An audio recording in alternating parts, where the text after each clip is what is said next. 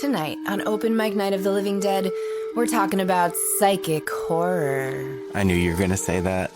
The creature's creeping right behind you. I hope you finally find a little slice of peace and light. 'Cause it comes crashing down tonight. Welcome to the open mic. When we call your name, you'll die. But there's no need to dread. This is the open mic night of the living dead.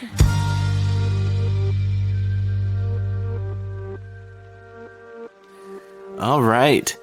Well, we just spent 2 full weeks on The Shining. This is the Encore episode. I am the husband of this lovely lady. Your name is? Rachel. And I am Tom Foolery, here with your updates on psychic horror. No, my name is John. This is Open Mic Night of the Living Dead. And as Rachel mentioned, we're talking about horror movies today that have some sort of psychic element. How would you explain a psychic element? It can come in some different ways. Yeah, I think there's lots of different kinds of psychic powers. There is telekinesis, right? Which is...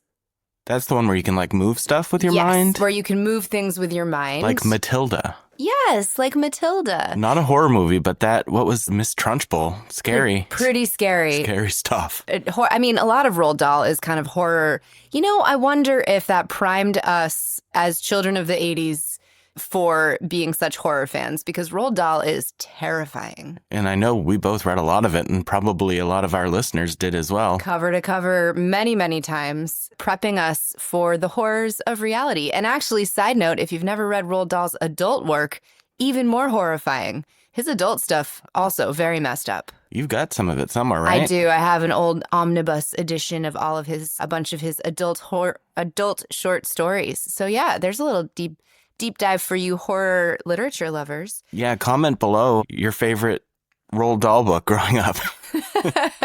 Perfect. Yeah, so telekinesis, throwing stuff around, moving stuff with your mind. You've also got telepathic abilities, communicating.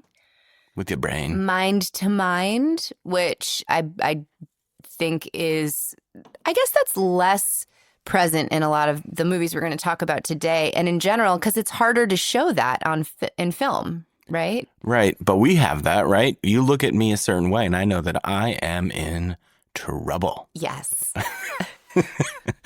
Very true. Very true. And then, I don't know if telepathy is a power that also, when people have kind of a sixth sense, right? Like if you're thinking about someone and then they call, I don't know if that's telepathy really, but that's kind of a bit of a psychic power.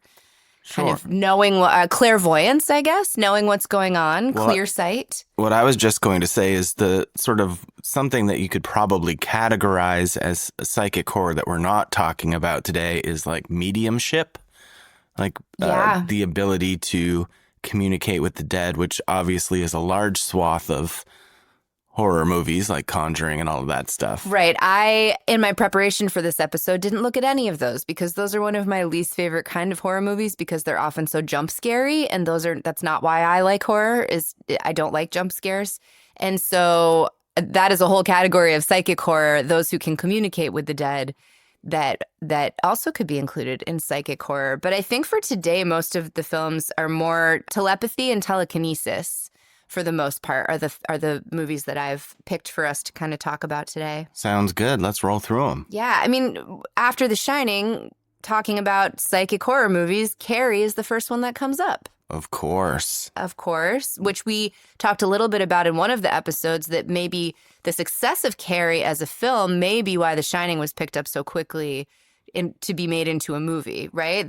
Carrie came out in 1976, directed by Brian De Palma, starring Sissy Spacek, John Travolta, a bunch of other people.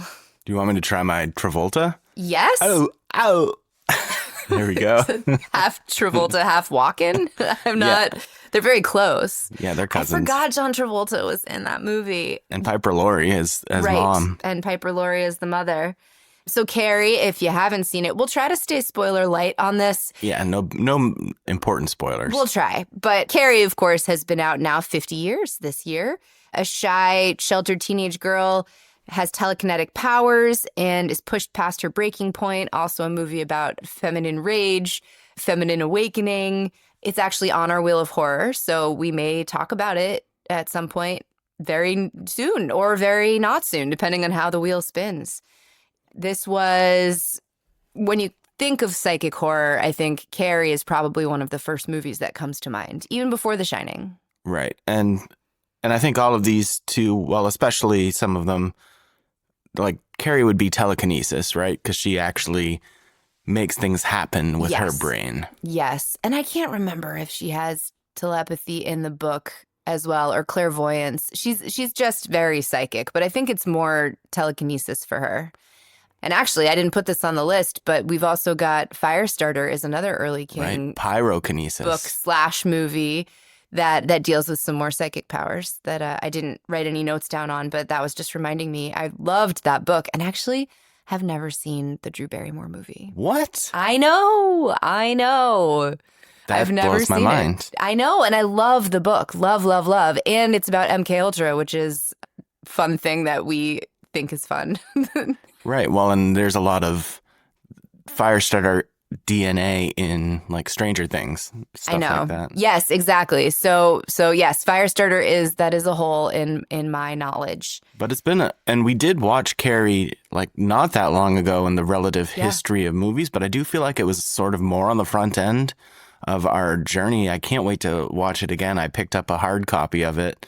And, we've watched several Brian De Palma movies. Yeah. So it'll be neat to go back and see it now with sort of that context of his film style. We've definitely watched it since fall of 2022, which is when we started watching movies deliberately. Yeah. But we have not watched it since having seen those other De Palma movies that we've seen, nor kind of starting this podcast, right? And really diving deep into some of the other aspects of movie making that we've learned about. So yeah, that's I'm excited for that to come up on the wheel. Who knows? Maybe in a couple weeks, maybe not. What's the next one on our list, dear? Well, speaking of notable directors in this genre that we tend to enjoy, we've got one by David Cronenberg and his 1981 film Scanners. Yes. And if you haven't seen this one yet, I expect a lot of people have seen Carrie and I'm sure a lot of people have also seen Scanners, but I think Scanners might get missed by a lot of people, so go find that streaming or something. Yeah, we watched a lot of Cronenberg in those early days as well, which was part of what kind of pulled me in, I think, to a lot of body horror especially. And Scanners, I remember it somewhat. I don't remember it as much as I would like. Again, if we had all the time in the world to watch all the movies again... That's going to be the fun thing when we get older. I think about that sometimes. I think about movies, if I'm scrolling the streaming platforms and I'll see one that we watched that I know that we really enjoyed, but not so much that I could justify watching it again right now. I'm like 10 years. Yeah. We can recycle them all. Yeah, that's what's really exciting. And what's great about physical media, given that we have quite a little collection started. I'm excited that we will have those. Yeah, Scanners, definitely worth a watch. And cool overlap of psychic powers and body horror, which is, of course, Cronenberg's specialty. Yes, and there's a very famous scene that's not that far into the movie, but I don't want to give it away. But it happens at a sort of a press conference or something in a lecture hall. That's all I'll say. So you'll be ready for it. Yeah, that'll be really good. But it's basically about a group of people who have telekinetic powers, right? And, the government wanting to usurp those powers for their own good, essentially. Is that sort of the overall? I think so. Scanners is one of those movies that I feel rather than remember. So, I have impressions, right? But I could not tell you the plot from top to bottom. Again, having it pop up while researching for this episode added it, closer to the top of my rewatch list. I was like, oh yeah, right. Because again, we watched it kind of early on and I didn't fully appreciate or understand all of Cronenberg's oeuvre, body of work. You say that and look at me like I've got an answer for you. Like, what word is coming out of my mouth? I don't know. I'm over here to saying words until they lose their meaning. One movie that I recently did rewatch that we watched not that long ago, but they recently released the A Nightmare on Elm Street collection in 4K, just like all the discs except for the reboot. And so I watched 3 through 7 because New Nightmare is 7. I rewatched all of those over the last few months. And I didn't watch 1 and 2 just because I thought we might be watching 1 soon for the podcast, and 2 because that one I feel like I've watched several times, more than others. But A Nightmare on Elm Street 3, Dream Warriors, is where sort of a psychic element really kicks into gear in these movies. And would you consider it a psychic element in these movies? It's interesting because it really takes place more in the dreamscape. It does, but psychic abilities and dreams are very closely linked in the real world, the world where people believe in psychic powers and psychic abilities. And being able to see things in dreams, having portents, being able to move in dreams or lucid dreaming, right? So yeah, I think this definitely counts as a psychic horror film. And what's neat is all the teens have different abilities, right? It's been a while since I have seen this. Yes. Yeah. Basically, in their dreams, they've each got their own sort of superpowers. And specifically, the character that really binds them all together is Kristen, who's played by Patricia Arquette. That's right. And it was sad to see her not make it for the sequel to this movie, Nightmare on Elm Street, for Dream Master. Yeah. But she's basically able to pull other people that she knows into her dreams. And that's why they're the Dream Warriors. She kind of brings them all together, sort of like me with the pets at night when it's feeding time. Yeah, exactly.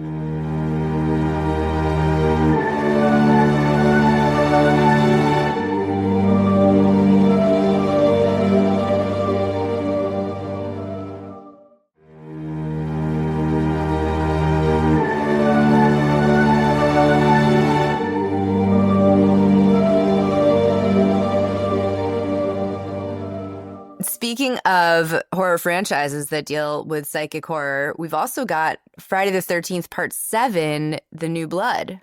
The New Blood. I have a special spot in my heart for this movie. It's a nice little comfort watch. Sometimes when I'm working my regular job, I sometimes will put something on in the background, and this has been a movie of choice sometimes. This came out in 1988. It was directed by John Carl Buechler. That's how I would say it. Who was also a makeup effects artist. Starring Lar Par Lincoln, Terry Kaiser, Kevin Spirtas. Mm-hmm. I should say the names more confidently. You should, even if you're wrong. And Kane Hodder, of course. I think. Yes.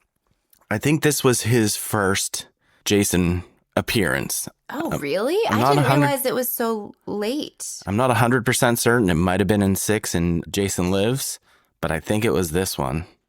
He was in this through the ice. No, not the ice, the space. No, you're right. Part 7, Part 8, Jason Goes to Hell, and Jason X. I don't know how I know this franchise as well as I do. I don't know either. But yeah. I think the concept of this movie originally was truly Carrie versus Jason. And the main antagonist in this movie is named Tina, who has been brought to the family's sort of cottage on the lake. She's going through therapy, and, the doctors brought her out here and the doctor's played by the guy who played Bernie in Weekend at Bernie's, the dead guy. Nice. And yeah, basically we have a final girl now all of a sudden facing off with Jason, who has her own special abilities, and it makes for quite a fun little romp.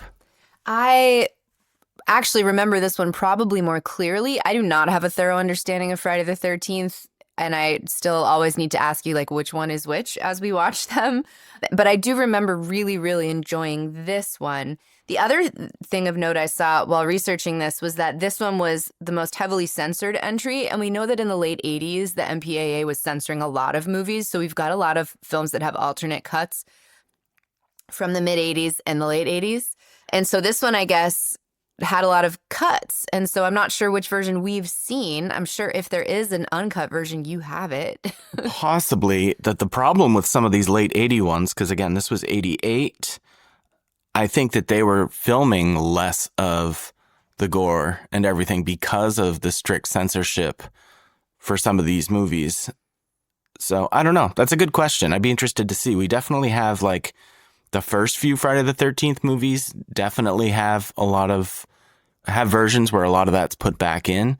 But I think some of these later ones might be a bit more tamed down. I think it's interesting as we're considering psychic horror, right? That some of these movies have psychic powers as weapons or as tools. And in The Shining, Danny's psychic power was kind of a vulnerability, although it did also warn him. But it's also what made the hotel want him, maybe, in Kubrick's version.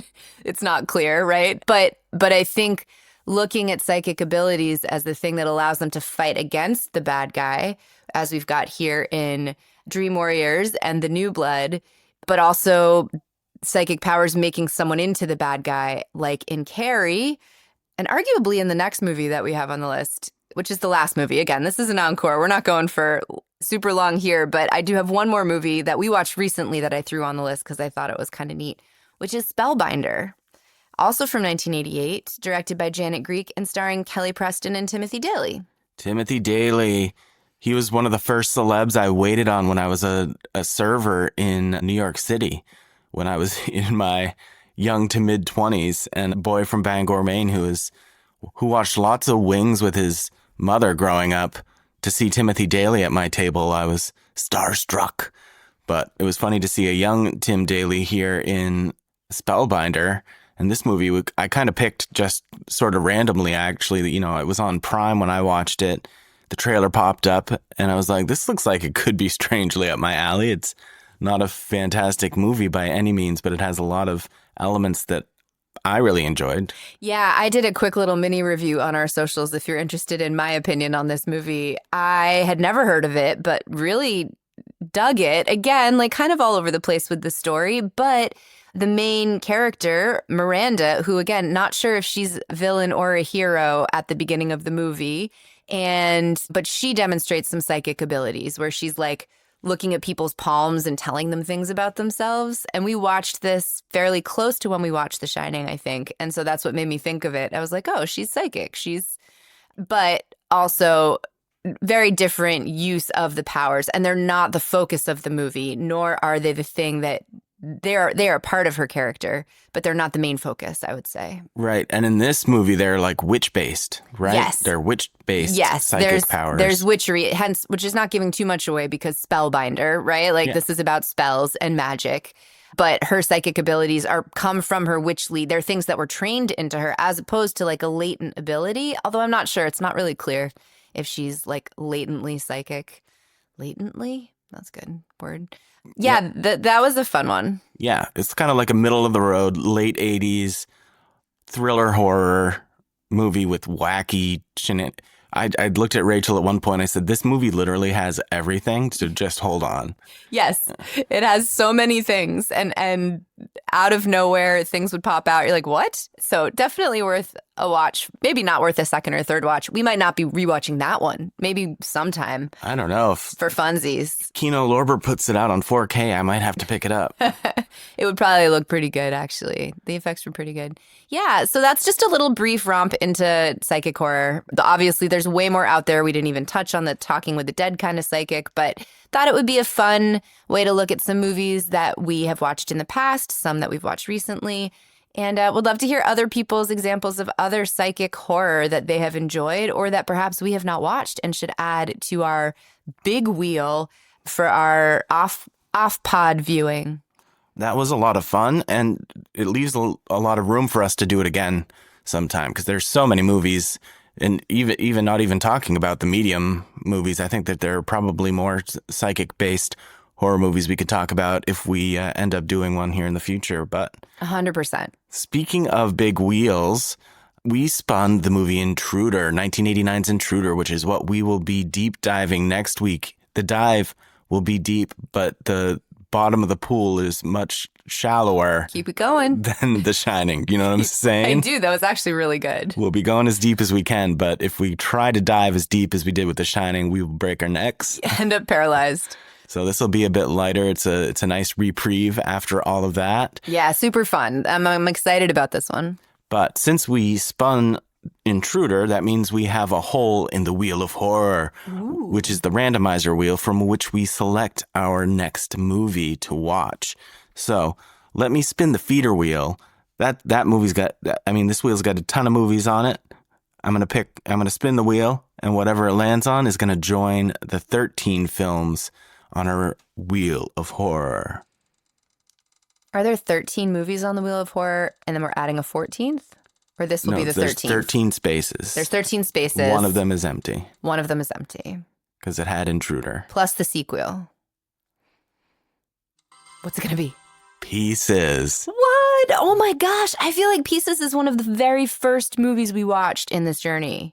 That kind of like got us down sort of the B route. Yeah. And didn't we watch that with Joe Bob too? Wasn't that was one of the first things we watched with Joe Bob? Or at least I did. You started watching Joe Bob before I did, but this is one of the first movies I remember watching with The Last Drive-In. Well, it could be a while before we cover it still. True. But that's great.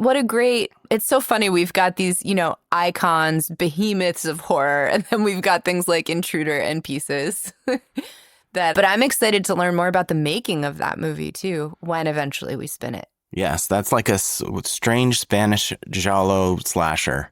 Just to recap, next week we will be watching Intruder, and we'll be covering Intruder 1989. It's the one directed by Scott Spiegel. There's other movies out there called Intruder or The Intruder, but you're looking for 1989 Intruder, directed by Scott Spiegel. If they're not in a grocery store when the movie starts, then you're watching the wrong one. It might still be good. I don't know. But yeah, where can they find us?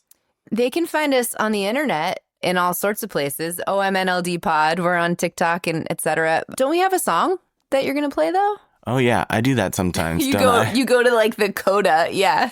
Sorry, I know that you have a tight schedule today. I was trying to get you out of here. No, it's totally cool. But we do need to listen to that demo first that you've been working on. Yes. So it is demo time.